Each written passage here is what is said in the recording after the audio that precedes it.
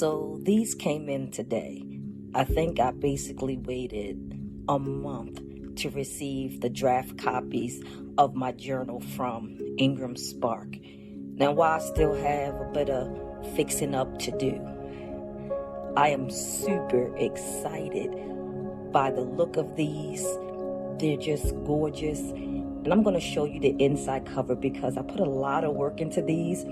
These are the first books in which I was able to fully use my knowledge and skills that come with being an educator, with having been a social studies teacher, a department chair for social studies, and a professional development specialist. I believe I have about 20 years of education experience.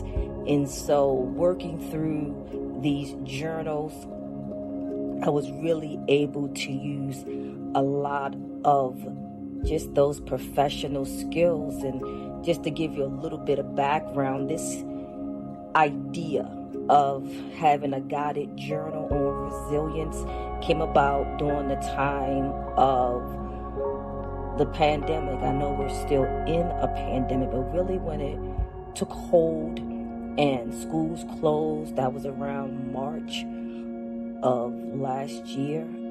And the school system where I'm employed, they sent us all home. And so everything we did was online. And I created courses on, building your resilience because it was desperately needed. Teachers were under so much stress.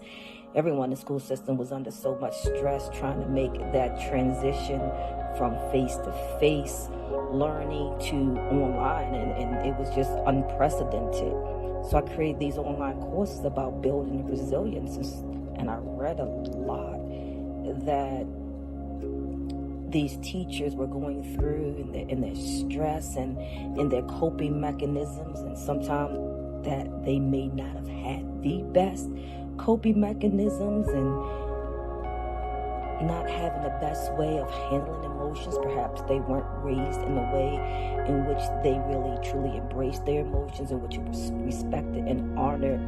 So I really started thinking about that and thinking about, on top of that, you have, issues of race, that system of oppression, and then gender and other systems of oppression. We talk about intersectionality, and I say, as African Americans, as Black people, we go through a whole lot. And I thought I could funnel all of that into these journals.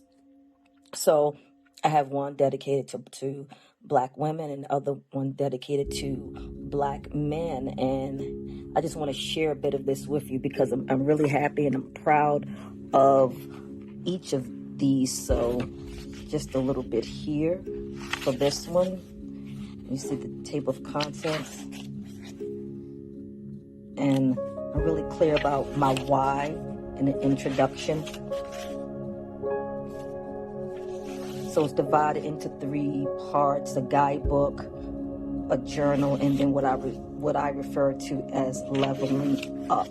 And see, you have just beautiful images of Black women. I have people who they wrote wonderful poems and essays on resilience.